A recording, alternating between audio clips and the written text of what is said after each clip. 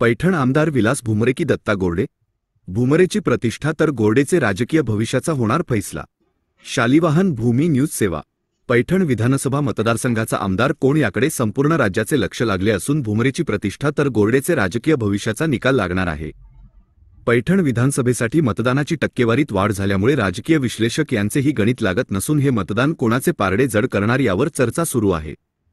शिंदे गटाचे उमेदवार विलास बापू भुमरे यांच्या अपघातामुळे संपूर्ण प्रचार यंत्रणाची जबाबदारी खासदार संदीपान भुमरे यांनी घेऊन कार्यकर्त्यांच्या खांद्याला खांदा लावून दिवस रात्र काम केले, तर ठाकरे गटाचे उमेदवार दत्ता गोरडे यांनी तालुक्यातील सर्व विरोधकाची मोठ बांधून मोठे आव्हान उभे केले आहे।